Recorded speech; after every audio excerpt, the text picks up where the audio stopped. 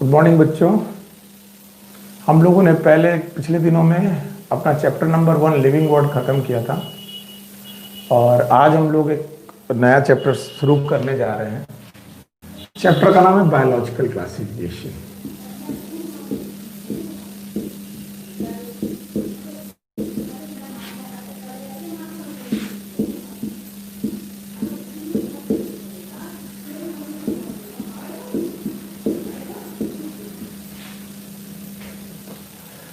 ये जो chapter biological classification chapter है, ये आपकी एनसीईआरटी का सेकंड चैप्टर है, दूसरा चैप्टर है। और ये लिविंग वर्ड में जो हम लोगों के टैक्सोनॉमिक एड्स थे उसके आगे से बढ़ता है, उसके आगे की कहानी बताता है। सबसे पहले तो हम लोग इस चैप्टर में पढ़ेंगे कि what is the meaning of classification. Classification का मतलब क्या है। पिछली क्लासेस में मैंने आपको बताया था कि क्लासिफिकेशन एक्चुअली क्या होता है। अगर आप भूले नहीं हैं तो मैंने बताया था classification is nothing but it is a grouping of organism. मैंने आपको बताया था ऑर्गेनिज्म को आप ग्रुप करने जा रहे हैं इनटू कन्वीनियंट कैटेगरीज। हम उनको उनकी कन्वीनियंट कैटेगरीज के हिसाब से ग्रुप करने जा रहे हैं। जैसे मैंने आपको ग्रुप करने के तरीके बताए थे, आपके लिए मैंने बोला था कि आप एक सिंपल क्लासिफिकेशन सोचें। सिंपल क्लासिफिकेशन सोचते वक्त हम लोग सोच लेते हैं कि भैया क्लास में जितने लोग बैठे हैं उनमें से गर्ल्स अलग हो जाएं और बॉयज़ अलग हो जाएं, तो हम लोग दो छोटी छोटी कैटेगरीज बना देते थे। नहीं, गर्ल्स की कैटेगरी अलग बना दिया, बॉयज़ की कैटेगरी अलग बना दिया, गर्ल्स और बॉयज़ की कैटेगरी अलग अलग हो गई और दोनों अलग अलग कन्वीनियंट कैटेगरी में क्लासीफाई हो गया। पर मैंने बताया था ये जो कन्वीनियंट कैटेगरीज होती हैं इन्हें हम लोगों ने नाम दिया था टैक्सा। ओके, और ये जो टैक्सा था ये प्री डिफाइंड हुआ करते थे। ऐसा नहीं कि किसी भी कन्वीनियंट कैटेगरी में आपने डिफाइन कर दिया। मैंने आपको टैक्सा के नाम सिखाते, जैसे कि हमने आपको बताया था स्पीसीज होती हैं इस दुनिया में, जीनस होते हैं इस दुनिया में, इसके अलावा फैमिली होती है। फिर मैंने आपको बताया था इस तरीके से कहानी किंगडम तक चलती है, किंगडम तक चलती है। अगर आप भूले नहीं, species, genus, family, order, class, phylum, division. तो होता क्या है कि क्या ये क्लासिफिकेशन शुरुआत से ही ऐसा था कि हम लोग शुरुआत से ही स्पीसीज के बारे में, जीनस के बारे में, फैमिली के बारे में, किंगडम के बारे में जानते थे कि नहीं जानते थे? ये सोचने वाली बात है। 1 मिनट, कैमरा चेक करना मुझे।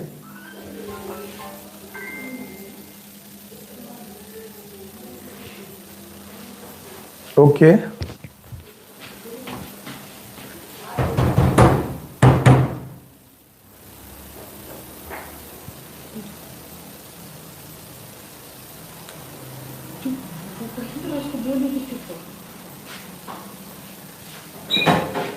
ठीक है भाई, कैमरा चेक हो गई। तो हम लोगों ने देखा था कि क्लासिफिकेशन ग्रुपिंग ऑफ ऑर्गेनिज्म है इनटू कन्वीनियंट कैटेगरीज, और हमने टैक्सा बनाए थे, species, genus, family, order, class, ये सब इन टैक्सा में क्लासिफाई किया था।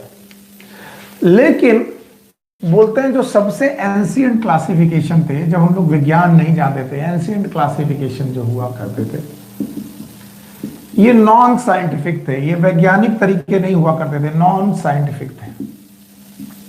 अब what is non scientific classification? ऐसे क्लासिफिकेशन जिसका साइंस से कोई लेना देना नहीं। जैसे ये जो क्लासिफिकेशन हुआ करते थे ये इंस्टिंक्टिव थे, इंस्टिंक्टिव, इंस्टिंक्ट के अनुसार, यानी आदमी की आदत होती है चीजों को क्लास। इंस्टिंक्ट मतलब जो जन्मजात आदत होती है उसे हम लोग इंस्टिंक्ट बोलते हैं। तो हम लोगों की आदत है लोग चीजों को क्लासिफाई करना। जैसे हम अगर जंगल में जाएं तो हम देखेंगे कुछ जानवर देखेंगे जिनको हम लोग बोलेंगे हार्मफुल, यानी ये हार्मफुल जानवर है भाई, शेर है, चीता है, इनसे दूर रहो।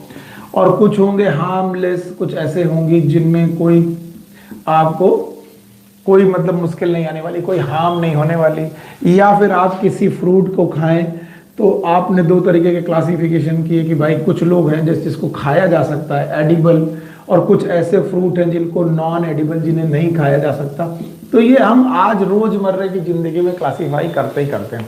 आप अपने आप को देख लीजिए, आप मोहल्ले में अपने आप बोलते हो यार ये बुरा आदमी है, ये अच्छा आदमी है, आप अपने आप कैटेगरीज बना ही लेते हो। ये इंस्टिंक्ट ही होता है आदमी का, ह्यूमन बीइंग का ये इंस्टिंक्ट होता है कि वो चीज़ों को क्लासीफाई करे।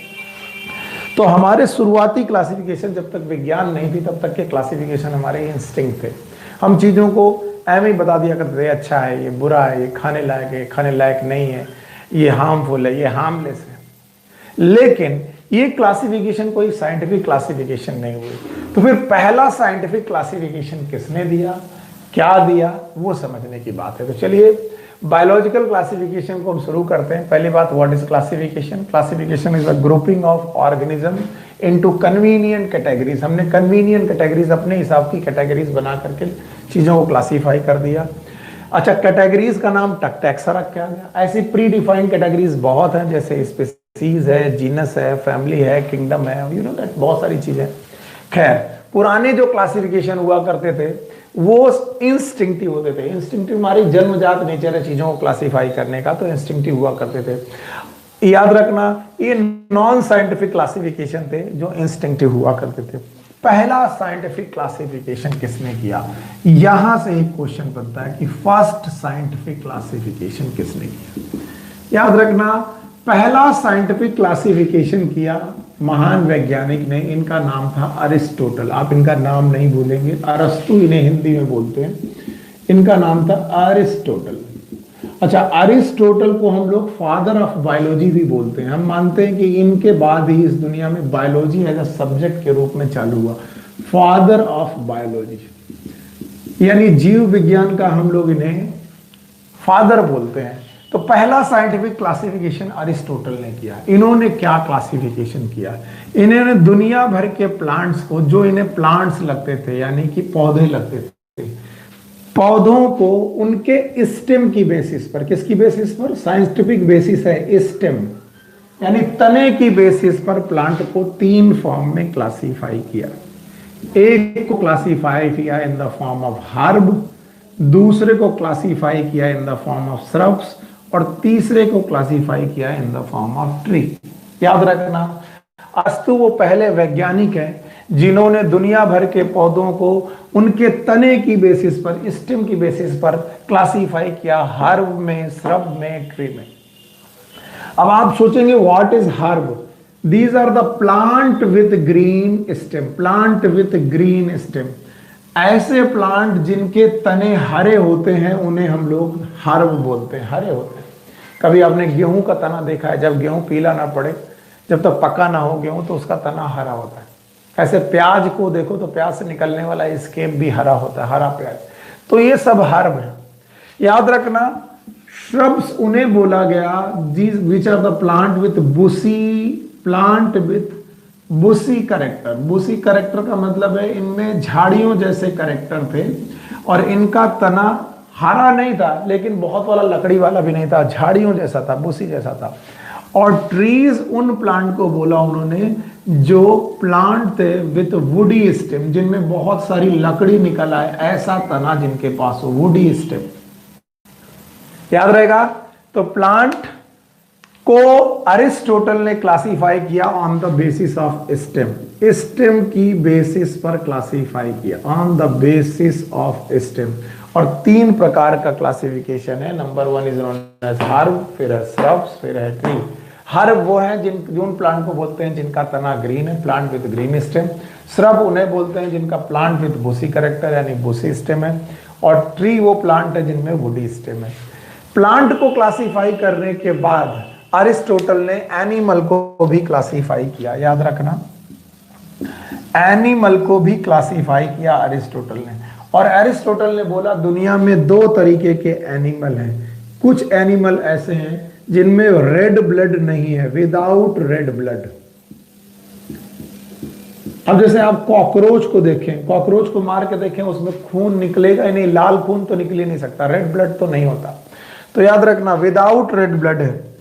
और कुछ ऐसे एनिमल हैं जिनमें रेड ब्लड होता है, जैसे हम लोग हैं, हम लोगों की बॉडी में जो खून है वो लाल रंग का होता है। तो इन्होंने 2 तरीके के एनिमल डिफाइन किए, एक विदाउट रेड ब्लड वाले और एक विथ रेड ब्लड वाले। इन्होंने कहा जिनके पास लाल खून है, विथ रेड ब्लड है, जिनका लाल खून है, उन्हें इन्होंने नाम दिया इनेमा। इनेमा भूलिएगा नहीं, नाम दिया इनेमा। और जो विदाउट रेड ब्लड वाले हैं इनको इन्होंने नाम दिया अनेमा। अनेमा इसी शब्द से अनीमिया बना है। अगर कभी आपने सुना हो अनीमिया, एक नॉर्मल बीमारी है जो अक्सर लोग बोलते हुए मिल जाएंगे, कहेंगे भैया हमारी बॉडी में अनीमिया हो गया। अनीमिया का मतलब खून की कमी हो गई, तो अनीमिया से अनेमा शब्द यूज रखेंगे। तो वो ऑर्गेनिज्म, वो एनिमल जिनकी बॉडी में ब्लड रेड ना हो, विदाउट रेड ब्लड हो, वो होते हैं अनेमा। और वो एनिमल जिनकी बॉडी में रेड ब्लड पाया जाए, लाल खून पाया जाए, it is known as enema. चलिए मैं एक क्वेश्चन आपसे पूछता हूं, क्या आपने मॉस्किटो देखा है? मॉस्किटो, मच्छर, आपने कहा सर हम सबने देखा है। अच्छा मैं पूछूंगा मच्छर में खून लाल होता है कि नहीं होता? तो बहुत सारे लोग मुझे जवाब देंगे कि मच्छर का जो खून होता है वो लाल होता है। तो मैं कहूंगा बेवकूफों, मच्छर का खून लाल नहीं होता। क्यों? क्योंकि मच्छर का खून जो आपने लाल देखा है वो मच्छर ने आपका खून सक किया हुआ है, अपने आप के खून को पी करके बैठा हुआ है। यानी वो हमारा खून, हमारे मच्छर काटता है, हमारे खून को लेकर के पेट में बैठ जाता है।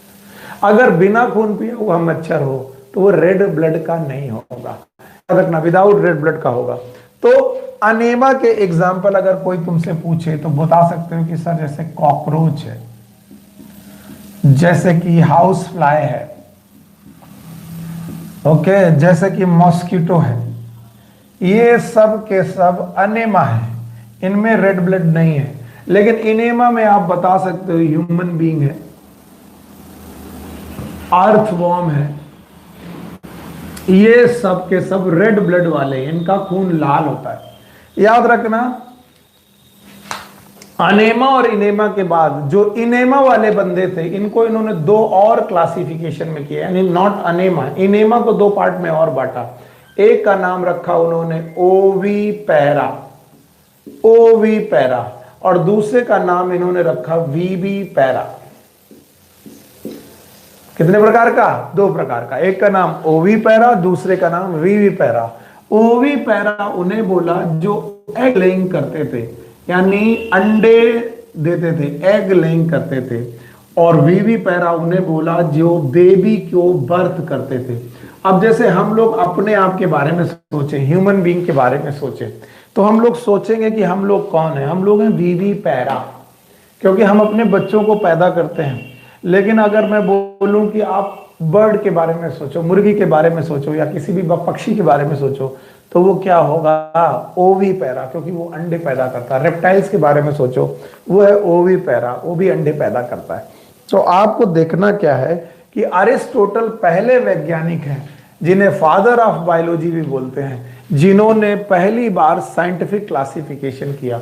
उसके पहले के जितने भी क्लासिफिकेशन हुआ करते थे वो नॉन साइंटिफिक क्लासिफिकेशन हुआ करते थे, आउट ऑफ इंस्टिंक्ट हुआ करते थे। हमारी आदत थी कि हम क्लासीफाई करें, इसलिए हम क्लासीफाई करते। क्या आप ये बात समझ सकते हैं? चलिए एक बार फिर से हम लोग बायोलॉजिकल क्लासिफिकेशन में पूछते हैं, फर्स्ट साइंटिफिक क्लासिफिकेशन किसने किया? First scientific classification was given by Aristotle. He was the father of biology, वो बायोलॉजी फादर ऑफ बायोलॉजी रहे हैं। इन्होंने प्लांट को उनके तने की बेसिस पर, on the basis of stem, तने की बेसिस पर तीन पार्ट में बांटा। वन इज हर्ब, हर्ब जिनका हरा तना होता है। दूसरे हैं श्रब, जो झाड़ी जैसे होते हैं, श्रब। और तीसरे तरीके के हैं ट्री, जिनके तनों में खूब सारी लकड़ी निकलती है, tree, woody tree, woody stem होता है, याद रखना। इसके बाद इन्होंने एनिमल को बेटा दो पार्ट में बांटा, विदाउट रेड ब्लड जिसे इन्होंने अनेमा बोला, अनेमा, और दूसरे वाले जिनका नाम है इनेमा, जिनके पास लाल खून है। इनेमा वाले ऑर्गेनिज्म में एग्जांपल है ह्यूमन और अर्थवर्म। इनको फर्दर दो पार्ट में बांटा, one is known as oviparous, another is known as viviparous. Oviparous उन्हें बोला जो अंडे पैदा करते थे, एग लेइंग थे, और विविपेरस उन्हें बोला जो बच्चों को जन्म देते थे। देखिए हम लोगों ने बायोलॉजिकल क्लासिफिकेशन में क्या पढ़ा, एक बार रिवाइज करिए। What is classification? It is a grouping of organism, organism को अलग अलग ग्रुप में बांटना। अब बोलेंगे सर कौन से ग्रुप में बनाना, बांटना? तो आप बोलोगे अपने हिसाब से कैटेगरी बना लो। तो क्या सारे लोग इस दुनिया में अपने हिसाब से कैटेगरी बनाते हैं? बोले नहीं, इस दुनिया में बहुत सारी कैटेगरीज पहले से डिफाइंड है, जैसे स्पीसीज है, जीनस है, यू नो, फैमिली है, ऑर्डर है, क्लास है। खैर, पूछा गया एंशिएंट क्लासिफिकेशन, सबसे पुराना क्लासिफिकेशन कैसा था, तो बोले आउट ऑफ इंस्टिंक्ट था। आदि मानव क्या सोचता होगा, कौन जानवर हमारे लिए खतरनाक है, कौन अच्छा है, बस इससे अलावा क्या सोचता होगा। इसके अलावा फिर हम लोगों ने कहा पहला साइंटिफिक क्लासिफिकेशन किसने किया, आपने बोला पहला साइंटिफिक क्लासिफिकेशन किया सर अरिस्टोटल ने। इन्हें अरस्तु के नाम से जानते हैं और हम जानते हैं कि इन्हें फादर ऑफ बायोलॉजी बोलते हैं। इन्होंने प्लांट को 3 पार्ट में क्लासिफाई किया, हर्ब, श्रब, ट्री। हरे तने वाले पौधे हर्ब, झाड़ी जैसे वाले श्रब और लकड़ी पैदा करने वाले खूब मोटे तने वाले ट्री। याद रखना इन्होंने एनिमल को बांटा 2 पार्ट में, अनेमा और इनेमा। ऐसे लोग जिनमें रेड ब्लड नहीं है उसे बोला गया अनेमा, और ऐसे लोग जिनमें रेड ब्लड है उन्हें बोला गया इनेमा। इनेमा को फर्दर 2 पार्ट में बांटा गया, एक बच्चे पैदा करने वाले दीज आर नोन एज विविपैरा और एक अंडे पैदा करने वाले दीज आर नोन एज ओविपैरा। इसके बाद एक साइंटिस्ट आते हैं, इनका नाम है लीनियस। लीनियस के बारे में हमने पिछले चैप्टर में भी आपके पास बात की थी। लीनियस को हम लोग फादर ऑफ टैक्सोनॉमी बोलते हैं, फादर ऑफ क्लासिफिकेशन बोलते हैं। अच्छा बताओ एरिस्टोटल को क्या बोलते थे, अभी अभी मैंने एरिस्टोटल के बारे में लिखा था, हमने अभी अभी आपको एरिस्टोटल के बारे में बताया था। मैंने बताया था Aristotle is a father of biology, Aristotle father of biology है। लेकिन लीनियस कौन है, लीनियस है फादर ऑफ टैक्सोनॉमी, ये फादर ऑफ टैक्सोनॉमी है, याद रहेगा, यानी क्लासिफिकेशन के फादर हैं। लीनियस पहले बंदे हैं जिन्होंने पूरी दुनिया के ऑल ऑर्गेनिज्म को, जितना भी ऑर्गेनिज्म उन्होंने देखा, ऑल ऑर्गेनिज्म को 2 मेजर बड़े बड़े किंगडम में बांटा और इसीलिए इनके क्लासिफिकेशन का नाम है 2 किंगडम सिस्टम। ध्यान सुनना, इन्होंने पूरे दुनिया के ऑर्गेनिज्म को 2 किंगडम में क्लासिफाई कर दिया। आप पूछोगे किंगडम क्या है, किंगडम बेटा क्लासिफिकेशन की सबसे बड़ी यूनिट है। पिछली क्लास में मैंने पढ़ाया था किंगडम से बड़ी कोई यूनिट नहीं है क्लासिफिकेशन की। तो मैंने बोला लीनियस पहले वैज्ञानिक हैं जिन्होंने दुनिया भर के सारे पौधों को, सारे जानवरों को, एनिमल को, प्लांट को, ऑल ऑर्गेनिज्म को कितने पार्ट में क्लासिफाई कर दिया, 2 पार्ट में। इन्होंने बोला दुनिया भर के सारे जीव या तो प्लांट है, इसे इन्होंने प्लांटी बोला, और बोले या तो सारे जीव एनिमल है, इसे इन्होंने एनिमैलिया बोला, लैटिन शब्द है। तो इन्होंने बोला दुनिया भर में केवल 2 ही किंगडम पाए जाते हैं, दुनिया भर के जितने भी प्राणी हैं वो 2 किंगडम में बटे हैं, या तो प्लांटी या तो एनिमैलिया। अब अच्छा प्लांटी किन्हें बोलेंगे, एनिमैलिया किन्हें बोलेंगे, ये बड़ी मुश्किल वाली बात थी। तो उन्होंने बोला प्लांटी वो है, उन्हें प्लांटी बोलेंगे जिनकी कोशिका में सेल वॉल होगी। याद रखना, हम सब लोग जानते हैं कि हमारे पास कोशिकाएं होती हैं, सेल होती हैं, सेल के अंदर न्यूक्लियस होता है, let's suppose it is nucleus. Okay, nucleus के अलावा सेल के अंदर एक केमिकल होता है जिसका नाम है साइटोप्लाज्म। ये रहा साइटोप्लाज्म, ठीक है। न्यूक्लियस और साइटोप्लाज्म को चारों तरफ से कवर करने के लिए यहां पर होती है सेल मेम्ब्रेन। मैंने वॉल नहीं बोला, सेल मेम्ब्रेन बोला। तो हर कोशिका में ये 3 चीजें होने की आवश्यकता होनी चाहिए। लेकिन सेल मेम्ब्रेन के बाहर अगर सेल वॉल भी पाई जाए, इस सेल मेम्ब्रेन के बाहर एक और लेयर पाई जाए और उस लेयर का नाम हो सेल वॉल, सेल वॉल, तो वो प्लांट होगा। यानी कोशिका में साइटोप्लाज्म के अलावा, न्यूक्लियस के अलावा, सेल मेम्ब्रेन के अलावा सेल वॉल भी हो, तो सेल वॉल रखने वाले लोग कौन है, प्लांटी। तो इन लोगों का plantae are the organism which have cell wall in their cell, cell wall in their cell, उनकी सेल में सेल वॉल पाई जाती है। और एनिमैलिया के बारे में उन्होंने क्लासिफाई किया, these are the organism which have without cell wall, जिनकी सेल में सेल वॉल ना हो, या फिर सेल वॉल हो तो प्लांट है और सेल वॉल ना हो तो बेटा वो एनिमल है। तो इन्होंने पूरी दुनिया के ऑर्गेनिज्म को 2 भागों में बांट दिया। अब जब दो भागों में बांट दिया तो अब देखने वाली बात है कि बेटा प्लांटी में कौन कौन लोग आए होंगे। यस, प्लांटी किंगडम में यानी लीनियस के प्लांट में बैक्टीरिया भी आते हैं। अजीब कहानी है। कोई कहेगा सर बैक्टीरिया प्लांट में कैसे आ सकता है, पर लीनियस के दो किंगडम क्लासिफिकेशन में, जिसमें से एक किंगडम था प्लांट, दूसरा किंगडम था एनिमल। लीनियस के प्लांट किंगडम क्लासिफिकेशन में बैक्टीरिया प्लांट के अंदर ही आते हैं। क्यों?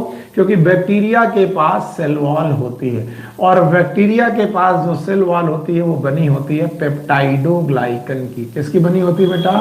पेप्टाइडोग्लाइकन की। ये मैं आपको बाद में पढ़ाऊंगा। इसके अलावा प्लांट में उन्होंने इंक्लूड किया बेटा फंजाई को। फंजाई के पास भी सेल वॉल होती है, याद रखना, ये सेल वॉल बनी होती है काइटिन की। बैक्टीरिया फंजाई के अलावा इन्होंने इसमें इंक्लूड किया एल्गी को, ब्रायोफाइटा को। यस, वेरी गुड, ब्रायोफाइटा को। इसके अलावा इन्होंने इंक्लूड किया टेरिडोफाइटा को।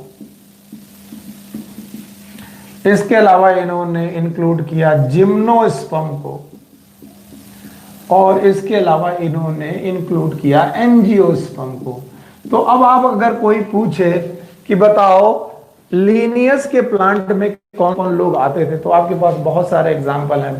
बैक्टीरिया है, तो मैं यहां पर अंडरलाइन कर दे रहा हूं, बैक्टीरिया है, यस, फंजाई है, ओके, इसके अलावा एल्गी है, ब्रायोफाइटा है, टेरिडोफाइटा है, जिम्नोस्पर्म है, एंजियोस्पर्म। अब अगर कोई पूछे एनिमलिया में कौन आता होगा, तो बता दूं एनिमल में वो लोग आते हैं जिनकी कोशिकाओं में सेल मेम्ब्रेन तो है लेकिन सेल वॉल नहीं है। एनिमलिया की सेल वॉल, सेल जो होगी केवल सेल मेम्ब्रेन रखेगी। इनके पास सेल मेम्ब्रेन तो प्रेजेंट होगी लेकिन सेल वॉल प्रेजेंट नहीं होगी। अब एनिमलिया के एग्जाम्पल में आते हैं प्रोटोजोआ।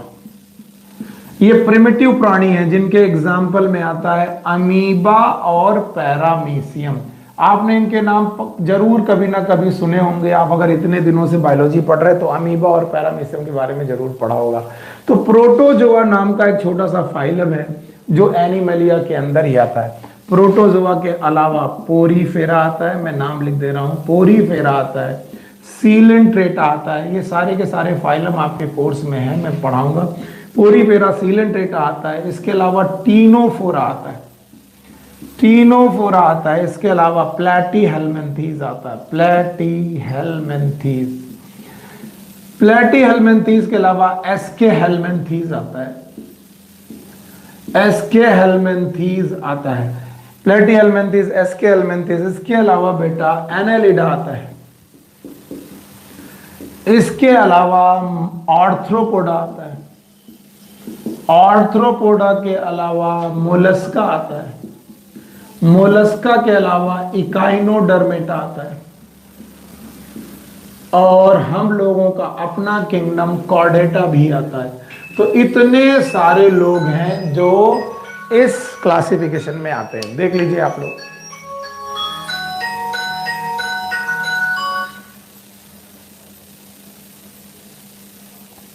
ठीक है। तो आपको क्या क्या देखने को मिला कि दो प्रकार के किंगडम है, एक प्लांट है और एक एनिमल है। प्लांट किंगडम में आपको कौन कौन मिलेगा? प्लांट किंगडम वो है जिनकी सेल में सेल वॉल है। एनिमल किंगडम वो है जिनकी सेल में सेल वॉल नहीं है। और हमने आपको इतने सारे एग्जाम्पल पढ़ाए। अगर आप इतना सब जानते हैं तो मैं आगे बढ़ जाता हूं लीनियस के साथ। चलिए, दूसरा क्लासिफिकेशन दिया लीनियस ने। इसके पहले अरिस्टोटल साहब थे जिन्होंने ये क्लासिफाई किया था। इसके बाद दूसरा क्लासिफिकेशन जो दिया गया है वो दिया लीनियस ने। लीनियस ने दुनिया भर के ऑर्गेनिज्म को 2 किंगडम में क्लासिफाई कर दिया। कितने किंगडम में क्लासिफाई कर दिया? 2। या तो वो किंगडम है प्लांट, ये रहे वो प्लांट, और या तो वो किंगडम है एनिमल। आपको याद रखना है कि किसे हम लोग प्लांट बोलेंगे, किसे हम लोग एनिमल बोलेंगे। अगर आप ये याद नहीं रख पाए तो मामला मुश्किल में आ जाएगा। प्लांट हम उन्हें बोलेंगे जिनकी सेल में सेल वॉल है, और एनिमल उन्हें बोलेंगे जिनकी सेल में सेल वॉल नहीं है। फिर प्लांट के एग्जाम्पल में मैंने बताया बैक्टीरिया है, फंजाई है, एल्गी है, ब्रायोफाइटा है, टेरिडोफाइटा है, जिम्नोस्पर्म है, एंजियोस्पर्म है। अब अगर मैं एनिमल के बारे में बोलूं तो एनिमल में अमीबा है, पैरामीशियम है, इसके अलावा अमीबा पैरामीशियम किस फाइलम से है? प्रोटोजोआ से है। पोरीफेरा है, सीलेंटेटा है, टीनोफोरा है, प्लेटीहेल्मिन्थीज है, एस्केहेल्मिन्थीज है, एनालिडा है, आर्थ्रोपोडा है, मोलस्का है, इकाइनोडर्मेटा है, कॉर्डेटा जैसे प्राणी है। ऑल्दो लिनियस ने इनके क्लासिफिकेशन नहीं किए थे, मैं आज आपको पढ़ा रहा हूं कि इस तरीके के प्राणी हैं। अब सुनिए, एल्गी, आप एल्गी देखेंगे तो एल्गी दो प्रकार के होते हैं। कुछ एल्गी एक कोशिकीय होते हैं जिन्हें हम लोग यूनिसेलुलर एल्गी बोलते हैं, एक कोशिकीय होते हैं, सिंगल सेल। और इनमें से यूनिसेलुलर एल्गी में एक एल्गी है क्लोरेला और क्लेमाइडोमोनास भी, क्लेमाइडोमोनास, क्लोरेला और क्लेमाइडोमोनास जो एल्गी हैं ये यूनिसेलुलर है। इसके अलावा मल्टी सेलुलर एल्गी भी हैं जैसे कि स्पाइरोकाइरा है। मैं आपको बताता चलूं कि बैक्टीरिया भी बेटा यूनिसेलुलर होते हैं, यू बाई सी का मतलब है यूनिसेलुलर। मैं आपको बताता चलूं प्रोटोजोआ भी बेटा यूनिसेलुलर होते हैं, यानी प्रोटोजोआ भी एक कोशिकीय है। कोई पूछे अमीबा कैसा है तो आप बोलोगे यूनिसेलुलर, कोई पूछे पैरामीशियम कैसा है आप बोलोगे यूनिसेलुलर। तो लीनियस का क्लासिफिकेशन इतना बढ़िया क्लासिफिकेशन था कि लोगों ने तालियां बजाई, बहुत तालियां बजाई। क्यों तालियां बजाई? सबको लगा कि यार ये तो सिंपल क्लासिफिकेशन है, या तो दुनिया में पौधे हैं, या तो दुनिया में जानवर, या तो प्लांट है, या तो एनिमल है। लीनियस के इस क्लासिफिकेशन को आज भी कुछ लोग यूज करते हैं, हम लोग आज भी यूज करते हैं। या तो हमें प्लांट दिखाई पड़ते हैं दुनिया में, या तो एनिमल दिखाई पड़ते हैं। लीनियस के क्लासिफिकेशन में बहुत सारी तालियां बजाएंगे, लेकिन लीनियस का क्लासिफिकेशन कोई सब बहुत अच्छा क्लासिफिकेशन नहीं था।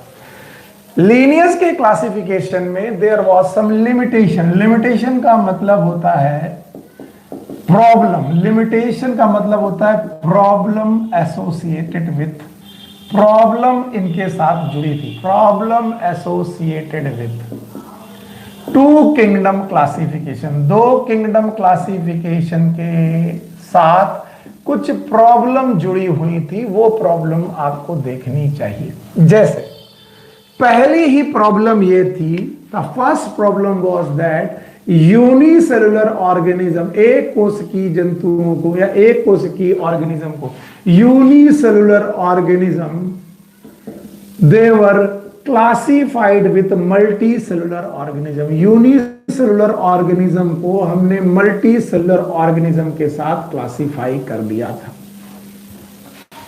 अब आपका दिमाग खराब हो जाएगा कि सर कैसे, तो मैं बताऊंगा। देखो एल्गी में क्लोरेला और क्लेमाइडोमोनास कैसा है, आप बोलोगे यूनिसेलुलर। क्या ये एल्गी मल्टी सेलुलर भी होते हैं? जी सर, मल्टी सेलुलर भी होते हैं। बैक्टीरिया यूनिसेलुलर होते हैं? Yes sir. बताओ ब्रायोफाइटा, टेरिडोफाइटा, जिम्नोस्पर्म, एंजियोस्पर्म कैसे होते हैं? Multi cellular. तो हमने कहा कि बताओ क्या हमने बैक्टीरिया को, यूनिसेलुलर एल्गी को ब्रायो, टेरिडो, जिम्नो, एंजियो के साथ क्लासिफाई कर दिया? यस। ये सब एक ही साथ रख दिए? यस। और उस ग्रुप का नाम क्या रख दिया? प्लांट। तो बताओ प्लांट में यूनिसेलुलर लोग भी हैं और मल्टी सेलुलर लोग भी हैं।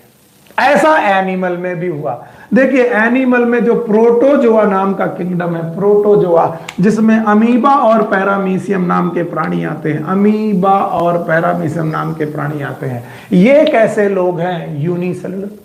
और बाकी जितने लोग हैं वो कैसे हैं? Multi cellular. यानी एनिमल के अंदर भी, एनिमल किंगडम के अंदर भी दोनों तरीके के प्राणी हैं, यानी यूनिसेलुलर लोग भी हैं, मल्टी सेलुलर लोग भी हैं।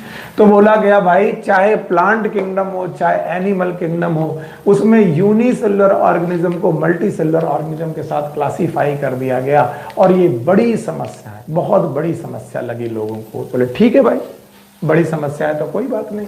तो ये प्रॉब्लम है। तो एक प्रॉब्लम ये है। अब जरा दूसरी प्रॉब्लम सोचने की कोशिश करो। क्या आप लोगों ने दो तरीके की सेल्स देखी हैं? कुछ कोशिकाएं होती हैं जिन्हें हम लोग बोलते हैं प्रोकैरियोटिक सेल। प्रो मतलब प्रिमिटिव, प्रिमिटिव, और कैरियन मतलब न्यूक्लियस। ऐसी कोशिकाएं जिनका न्यूक्लियस कम डेवलप है, लेस डेवलप है, ऐसी कोशिकाओं को हम प्रोकैरियोटिक कोशिकाएं बोलते हैं। फॉर एग्जांपल आप एक कोशिका लीजिए, उस कोशिका में आपको साइटोप्लाज्म दिख जाएगा, साइटोप्लाज्म दिख जाएगा, वेरी गुड। साइटोप्लाज्म दिख जाएगा, लेकिन उस कोशिका में आपको डीएनए दिखेगा, पर डीएनए के चारों तरफ मेम्ब्रेन नहीं होगी। तो ये डीएनए वाला एरिया, जिस जगह डीएनए है उस एरिया को हमने न्यूक्लियोइड बोल दिया। बोला क्या? न्यूक्लियोइड। अब आप पूछेंगे व्हाट इज न्यूक्लियोइड?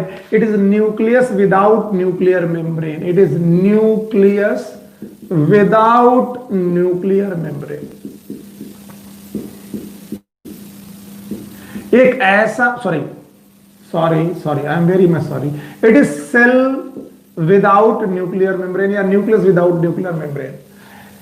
ऐसी सेल है जिनमें न्यूक्लियस तो है नहीं, न्यूक्लियोइड है, और इस न्यूक्लियस के में या न्यूक्लियोइड में न्यूक्लियर मेम्ब्रेन चारों तरफ नहीं है। और अगर चारों तरफ नहीं है तो ऐसे न्यूक्लियोइड को हम लोग प्रिमिटिव न्यूक्लियस बोलते हैं। क्या बोलते हैं? Primitive nucleus.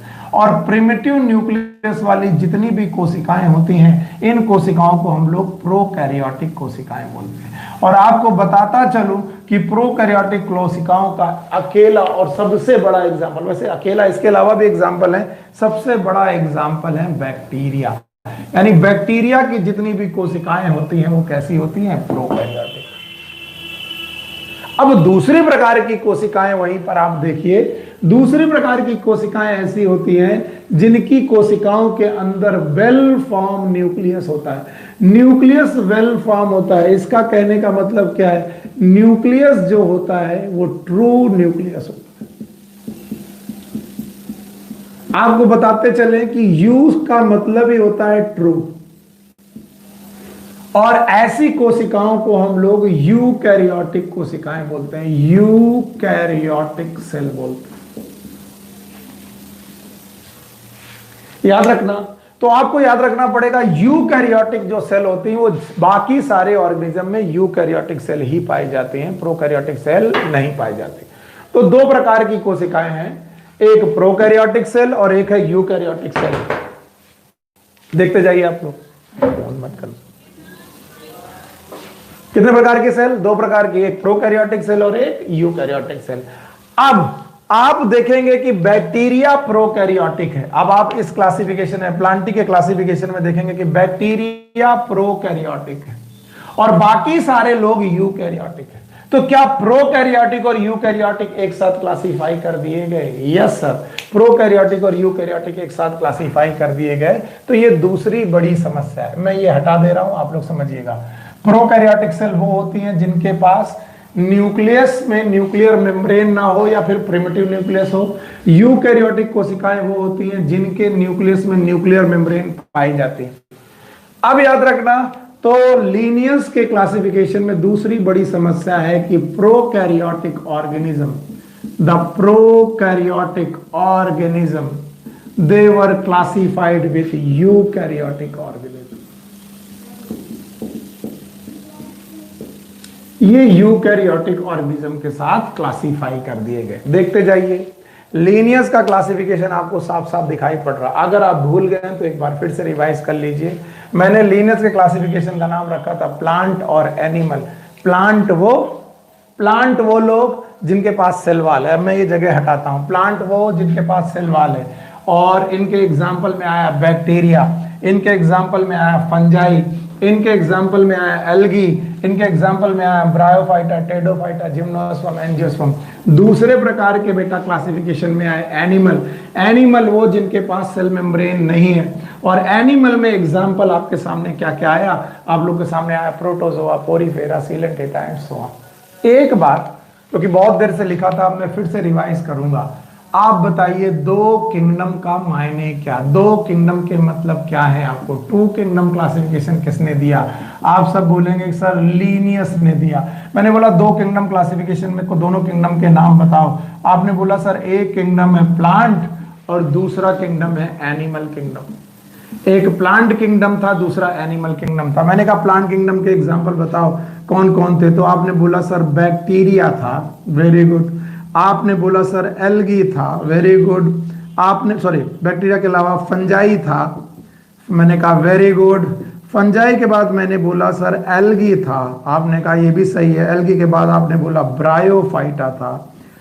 टेरिडोफाइटा था, जिम्नोस्पर्म था और एंजियोस्पर्म था। ये सब पौधों के, प्लांट के प्रकार हैं। अगर आप लोग इन सबको देख पाए तो आप जानते हैं कि एल्गी से लेकर एंजियोस्पर्म तक के ऑर्गेनिज्म जो हैं ये अपना खाना खुद बना लेते हैं by the process known as photosynthesis. प्रकाश संश्लेषण की प्रक्रिया कर लेते हैं। यानी अगर कोई पूछे क्या एल्गी अपना खाना खुद बना लेता है? यस। क्या ब्रायोफाइटा अपना खाना खुद बना लेता है? यस। टेरिडो, जिम्नो, एंजियोस्पर्म, क्या ये सब लोग अपना अपना खाना बना लेते हैं? और इस दुनिया में जो अपना खाना बना ले वो उसको बोलते हैं ऑटो। ऑटो मतलब खुद बनाने वाला, सेल्फ। ट्रॉफिक मतलब न्यूट्रिशन। ऐसे ऑर्गेनिज्म को हम लोग ऑटोट्रॉपिक ऑर्गेनिज्म बोलते हैं, जो अपना न्यूट्रिशन खुद कर ले। लेकिन यहां पर दो चोर आपके सामने बैठे हैं, बैक्टीरिया और फंजाई। ये अपना खाना नहीं बना पाते हैं और इन्हें हम लोग बोलते हैं हेट्रोट्रॉपिक। ऑल्दो एनिमल के अंदर प्रोटोजोआ से लेकर के कॉर्डेटा तक के जितने भी मेंबर हैं, प्रोटोजोआ से लेकर के कॉर्डेटा तक। अब आप पूछो कौन कौन? Protozoa, porifera, coelenterata, ctenophora, platyhelminthes, एस्केहेल्मिन्थेस, ये सबके सब हेट्रोट्रॉपिक है। हेट्रोट्रॉपिक है इसका मतलब इन्हें फोटोसिंथेसिस करना नहीं आता। यानी इसका मतलब है ये न्यूट्रिशन के लिए दूसरों पे डिपेंड करते हैं, ये फोटोसिंथेसिस नहीं कर लेते। अब अगर टू किंगडम क्लासिफिकेशन आप तब से समझ रहे हैं तो आपको तीसरी समस्या दिख जानी चाहिए। प्लांट किंगडम एक ऐसा किंगडम है जिसमें ऑटोट्रॉपिक और हेट्रोट्रॉपिक एक साथ क्लासिफाई कर दिए गए, और ये अच्छी बात नहीं है। तो लिनियस की जो तीसरी बड़ी समस्या है, थर्ड बिग प्रॉब्लम, कि इन्होंने autotrophic organism they were classified with heterotropic organism। इसे इन्होंने हेट्रोट्रॉपिक ऑर्गेनिज्म के साथ क्लासिफाई कर दिया। तो कोई तुमसे पूछे लीनियस का क्लासिफिकेशन कैसा क्लासिफिकेशन है? ठीक है, नो डाउट अच्छा क्लासिफिकेशन है, लेकिन लीनियस का क्लासिफिकेशन इतना अच्छा नहीं है। उस लीनियस के क्लासिफिकेशन में तीन मुख्य समस्याएं हैं। क्या ये तीनों मुख्य समस्याएं आपको समझ में आ रही हैं? यस। पहली मुख्य समस्या है कि यूनिसेलुलर ऑर्गेनिज्म को मल्टीसेलुलर ऑर्गेनिज्म के साथ क्लासिफाई कर दिया गया।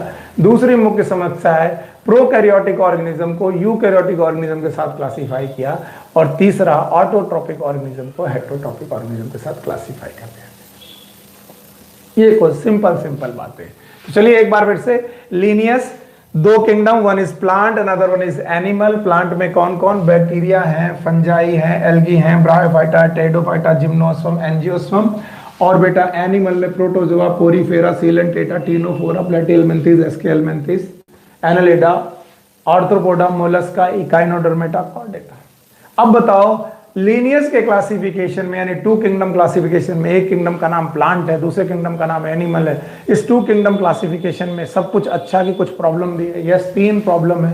पहली प्रॉब्लम ये है कि unicellular organism were classified with multicellular organism. दूसरी प्रॉब्लम ये है कि प्रोकैरियोटिक ऑर्गेनिज्म को यूकैरियोटिक ऑर्गेनिज्म के साथ क्लासिफाई कर दिया गया। तीसरी प्रॉब्लम ये है कि ऑटोट्रॉपिक ऑर्गेनिज्म को हेट्रोट्रॉपिक ऑर्गेनिज्म के साथ क्लासिफाई कर दिया गया, जो सही नहीं था, उचित नहीं था। तो इन समस्याओं को सॉल्व करने के लिए समय समय पर और वैज्ञानिक आते रहे। जैसे इनके बाद आने वाले वैज्ञानिक हैं जिनका नाम है हैकेल। मैंने यहां तीन क्यों लिखा है? क्योंकि पहला वैज्ञानिक एरिस्टोटल थे, दूसरे वैज्ञानिक लीनियस थे, तीसरे वैज्ञानिक है हैकेल। हैकेल के सिस्टम को बोला जाता है थ्री किंगडम क्लासिफिकेशन।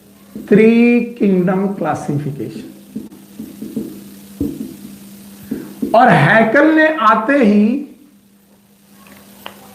ही सबसे बढ़िया काम किया, लीनियस के किंगडम को सुधार दिया। याद करो, लीनियस के दो किंगडम हुआ करते थे, number one is plant, number two is animal. और समय समय पर आपको इनको बार बार लिखना पड़ेगा। आप बिल्कुल परेशान मत हो कि सर बार बार क्यों लिखना पड़ रहा। आपको याद हो, आप प्लांट में बैक्टीरिया रखते थे, याद आया आपको? Bacteria, yes. इसके अलावा आप लोग एल्गी रखते थे, यस, याद आया? एल्गी दो प्रकार के थे, यूनिसेलुलर और मल्टीसेलुलर। इसके अलावा आप फंजाई रखते थे, और इसके अलावा ब्रायो रखते थे, टेरिडो रखते थे, जिम्नो रखते थे, एंजियो रखते थे। आपको याद आया, बहुत बढ़िया। और आपको यहां पर प्रोटोजोआ याद होगा, प्रोटोजोआ के मेंबर में थे अमीबा और पैरामीशियम। इसके अलावा आपको याद होगा पोरीफेरा था, पोरीफेरा के बाद सीलेंट्रेटा था एंड सो ऑन। आपको मालूम है प्रोटोजोआ यूनिसेलुलर थे, बाकी सारे लोग मल्टीसेलुलर थे। आपको मालूम है बैक्टीरिया यूनिसेलुलर है, एल्गी यूनिसेलुलर मल्टीसेलुलर दोनों है, फंजाई के भी एक आधे मेंबर यूनिसेलुलर है, बाकी सारे लोग मल्टीसेलुलर है। तो हैकल ने आते ही पहली समस्या को सॉल्व कर दिया। उन्होंने एक अलग से यूनिसेलुलर किंगडम बना दिया, यूनिसेलुलर किंगडम। ऐसा किंगडम बना दिया जिसमें केवल एक कोशिकीय ऑर्गेनिज्म ही रहेंगे और उसका नाम उन्होंने रख दिया प्रोटोटिस्टा। अब इस प्रोटोटिस्टा में कौन कौन से जंतु आएंगे, एक नए जंतु तो पैदा कर नहीं लेंगे। तो इन्होंने कहा कि प्लांट में से जो लोग यूनिसेलुलर हैं उनको इधर ले आओ। तो बोले बैक्टीरिया ने कहा हम भैया प्लांट को छोड़कर प्रोटोकिस्टा में चले गए, तो बैक्टीरिया आ गया प्रोटोकिस्टा में। एल्गी में से यूनिसेलुलर एल्गी ने कहा कि हम भी चाह रहे हैं, तो यूनिसेलुलर एल्गी भी प्रोटोकिस्टा में आ गए। और एनिमल से प्रोटोजोआ ने कहा कि हम भी भैया छोड़ के जा रहे हैं, और प्रोटोजोआ मेंबर भी बेटा प्रोटोकिस्टा में आ गए, प्रोटोजोआ भी आ गए। अब बताओ बैक्टीरिया, यूनिसेलुलर एल्गी और प्रोटोजोआ ये सब के सब क्या हो गए, यूनिसेलुलर ऑर्गेनिज्म। और आपने देखा कि यूनिसेलुलर ऑर्गेनिज्म आते ही आपका प्लांट अब कैसा बचा, now the plant is only multicellular, now the animal is only multicellular. अब प्लांट भी मल्टीसेलुलर हो गया, एनिमल भी मल्टीसेलुलर हो गया। और हैकल ने 3 किंगडम बनाए, और तीनों किंगडम के नाम में से पहला किंगडम है प्रोटोकिस्टा, दूसरा किंगडम है प्लांटी, तीसरा किंगडम है एनिमेलिया। इस तरीके से 3 किंगडम क्लासिफिकेशन आया। और ये किसने दिया, ये it was given by Hückel. तो बताओ 2 किंगडम क्लासिफिकेशन किसने दिया था, यस लीनियस ने। लीनियस के क्लासिफिकेशन में पहली समस्या क्या थी, भूल गए सर। पहली समस्या ये थी कि सर यूनिसेलुलर मल्टीसेलुलर साथ साथ क्लासिफाई थे। तो क्या पहली समस्या को हैकेल ने सॉल्व कर दिया, यस। पहली समस्या ये थी कि यूनिसेलुलर मल्टीसेलुलर साथ साथ थे सर। अब यूनिसेलुलर अलग हो गए और मल्टीसेलुलर अलग हो गए। यूनिसेलुलर के किंगडम का नाम प्रोटोकिस्टा रखा गया और मल्टीसेलुलर किंगडम के नाम प्लांट और एनिमलिया रखे गए। इस तरीके से समस्या नंबर 1 सॉल्व हो गई। समस्या नंबर 1 क्या हुआ करती थी, समस्या नंबर 1 हुआ करती थी यूनिसेलुलर मल्टीसेलुलर साथ साथ क्लासिफाई किए गए थे। तो 3 किंगडम क्लासिफिकेशन हो गया। 3 किंगडम क्लासिफिकेशन के बाद एक साइंटिस्ट आते हैं, इन साइंटिस्ट का नाम है कॉपलैंड। चौथे साइंटिस्ट हैं, इनका नाम है कॉपलैंड। और कॉपलैंड ने 3 किंगडम की बजाय 4 किंगडम क्लासिफिकेशन दिया। अब मैं कहता हूं 4 किंगडम क्लासिफिकेशन में हैकेल को सुधारा गया, लीनियस को सुधारा हैकेल ने और हैकेल को सुधारा कॉपलैंड ने। देखिए कैसे, अगर आपको याद हो तो आपको मालूम है प्लांट किंगडम हुआ करता था, प्लांट।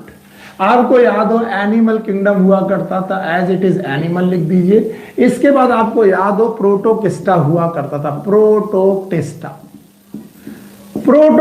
हुआ करता था। और इस प्रोटोटिस्टा में कौन हुआ करता था बताओ, बैक्टीरिया हुआ करता था, वेरी गुड। इसके अलावा एल्गी हुआ करता था, कैसा वाला, यूनिसेलुलर। इसके अलावा सर प्रोटोजोआ हुआ करता था, प्रोटोजोआ तो वैसे भी यूनिसेलुलर होते। अब आप देखेंगे एल्गी और प्रोटोजोआ तो यूकैरियोटिक हैं सर, यूकैरियोटिक। पर बैक्टीरिया तो सर प्रोकैरियोटिक। तो क्या करें सर, ये तो बड़ा मुश्किल है। तो कॉपलैंड ने कहा कि प्रोटोकिस्टा और प्लांट और एनिमल ये 3 जो किंगडम हुआ करते थे, इसमें से चौथा किंगडम बनाया जा सकता है। इन्होंने प्रोकैरियोटिक किंगडम पैदा कर दिया, प्रोकैरियोटिक किंगडम। और इस प्रोकैरियोटिक किंगडम का नाम उन्होंने रखा मोनेरा। क्या नाम रखा, अब मोनेरा। अब इस मोनेरा में अलग से जानवर तो आ नहीं जाएंगे, तो उन्होंने बैक्टीरिया से कहा कि तुम प्रोटोकिस्टा को छोड़ो और तुम मोनेरा में आ जाओ, तो बताओ मोनेरा किंगडम में कौन आकर रहने लगा? बैक्टीरिया रहने लगे। अब प्रोटोकिस्टा बचता है। प्रोटोकिस्टा का नाम उन्होंने बदल के रख दिया प्रोटिस्टा। याद रखना, प्रोटिस्टा। और अब टोटल कितने किंगडम हो गए अगर आप सही ढंग से जानकार हैं? तो पहला किंगडम मोनेरा, दूसरा किंगडम प्रोटिस्टा, तीसरा किंगडम प्लांट और चौथा किंगडम एनिमल। अगर आप बुद्धिमान हो तो यहां से एक लाइन खींचो, ये रही वो लाइन। इस तरफ के दोनों किंगडम है मल्टी सेलुलर, मल्टी सेलुलर, और इस तरफ के दोनों किंगडम है यूनिसेलुलर, यूनिसेलुलर। इस तरफ के दोनों किंगडम है मल्टी सेलुलर, यानी plant multi cellular, animal multi cellular. और इस तरफ के दोनों किंगडम, चाहे वो मोनेरा हो चाहे वो प्रोटिस्टा हो, दोनों कैसे हैं? यूनिसेलुलर। तो अभी भी यूनिसेलुलर मल्टी सेलुलर अलग अलग है। समस्या नंबर 1 सॉल्व। दूसरी समस्या थी प्रोकैरियोट और यूकैरियोट साथ साथ क्लासिफाई होते थे। कोपलैंड ने प्रोकैरियोट और यूकैरियोट को भी अलग अलग कर दिया। आप यहां पर भी एक लाइन खींच सकते हैं और आप बोल सकते हैं कि ये है prokaryotic kingdom, prokaryotic kingdom Monera. बाकी सारे लोग हैं यूकैरियोटिक, बाकी सारे के सारे लोग यूकैरियोटिक हैं। तो कोई पूछे यूकैरियोटिक किंगडम कौन कौन है, आप बोलोगे प्रोटिस्टा, प्लांट, एनिमल, सब यूकैरियोटिक हैं। और इस तरीके से कोपलैंड का क्लासिफिकेशन हुआ 4 किंगडम क्लासिफिकेशन। क्या आप लोग इतना रिवाइज कर पाएंगे? अगर इतना रिवाइज कर पाएंगे तो काफी काम हो जाएगा। चलिए मैं आपके साथ इस पूरे के टॉपिक को एक रिकैप देता हूं, एक रिवीजन देता हूं, नहीं तो आप बहुत मुश्किल में आ जाओगे। आप बहुत मुश्किल में क्या क्या आ जाओगे उसको समझाते हैं। पहला साइंटिस्ट था अरिस्टोटल, अरस्तु। अरिस्टोटल ने जो क्लासिफिकेशन किया था वो प्लांट का किया था 3 में। यस बोलो कौन कौन? हर्ब, श्रब्स और ट्री।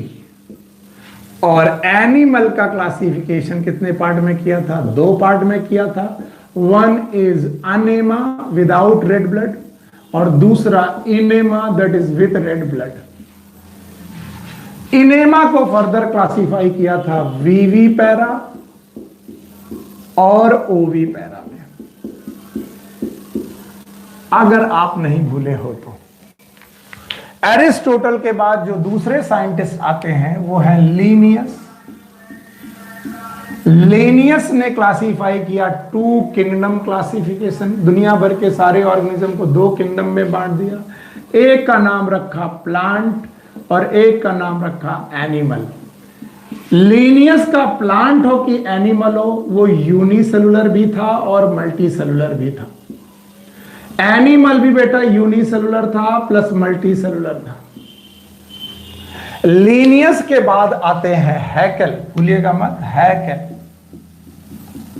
हैकेल ने 3 किंगडम क्लासिफाई कर दिए, 3 किंगडम का क्लासिफिकेशन किया, 3 किंगडम क्लासिफाई किए और तीनों किंगडम के नाम थे। यस, पहला नाम था प्रोटोकिस्टा, दूसरा किंगडम नाम था प्लांट, तीसरा किंगडम नाम था एनिमल। और आपको मालूम है इसमें से जो प्रोटोकिस्टा था वो यूनिसेलुलर था और बाकी दोनों किंगडम मल्टी सेलुलर थे, बहुकोशिकीय लोग थे। और आखिरी में अभी तक आए कॉपलैंड, उसके बाद भी कोई ना कोई जरूर आएगा। कॉपलैंड आते हैं। कॉपलैंड को एक क्लासिफिकेशन को 4 किंगडम क्लासिफिकेशन बोलते हैं, 4 किंगडम क्लासिफिकेशन। और 4 किंगडम क्लासिफिकेशन में इन्होंने क्लासिफाई किया, यस, मोनेरा, दूसरा इन्होंने बनाया प्रोटिस्टा, तीसरा इन्होंने बनाया प्लांट और चौथा इन्होंने बनाया एनिमल। और हम सब जानते हैं कि इनका मोनेरा और प्रोटिस्टा था यूनिसेलुलर और इनका प्लांट और एनिमल था मल्टी सेलुलर। और याद रखना इनका जो मोनेरा था, यूनिसेलुलर में मोनेरा था, वो था प्रोकैरियोटिक। जिसके पास प्रिमिटिव न्यूक्लियस था और बाकी सारे लोग थे यूकैरियोटिक। यूकैरियोटिक थे। तो आप भूलेंगे नहीं, आज हम लोगों ने अरिस्टोटल पढ़ा, लीनियस पढ़ा, हैकेल पढ़ा, कॉपलैंड पढ़ा, लेकिन एनसीईआरटी में आप देखेंगे कि अरिस्टोटल और लीनियस की बात तो है, लेकिन हैकेल और कोपलैंड की बात नहीं है। फिर हैकेल और कोपलैंड के बाद उन्होंने सीधे सीधे आपको 5 किंगडम क्लासिफिकेशन के बारे में बोला है। साइंटिस्ट का नाम है R.H. विट्टेकर। इनका नाम याद कर लीजिए, इनके बिना क्वेश्चन पेपर में आता ही नहीं है, बनता ही नहीं है। R.H. विट्टेकर नाम का साइंटिस्ट है जिसने पहली बार पूरी दुनिया को 5 किंगडम में क्लासीफाई किया। 5 किंगडम क्लासिफिकेशन। और ये 5 किंगडम क्लासिफिकेशन क्या होता है, कैसे होता है, ये मैं आपको नेक्स्ट क्लास में सिखाऊंगा, आगे आने वाली क्लासेस में सिखाऊंगा। तो आज के लिए इतना ही। बहुत मजा आया मुझे। आप लोगों को कैसा लग रहा प्लीज बताइएगा, आप लोगों को कैसा समझ में आ रहा प्लीज बताइएगा। और बताने के लिए आप मुझे व्हाट्सएप कर सकते हैं इस नंबर पे 9319055284। आपको क्लासेस कैसी लग रही हैं, क्या सुधार हो सकते हैं और क्या किया जा सकता है, वो भी मैं कोशिश करूंगा। या फिर आप ओमेगा में जाकर ओमेगा के नंबर पर भी बता सकते हैं आपको क्लासेस कैसे लग रही हैं। ठीक है। और आगे की क्लासेस में 5 किंगडम क्लासिफिकेशन का बेसिस आएगा और उसको कैसे क्लासीफाई किया गया वो बताऊंगा मैं। Thank you very much. Good day, take care, good luck, bye bye.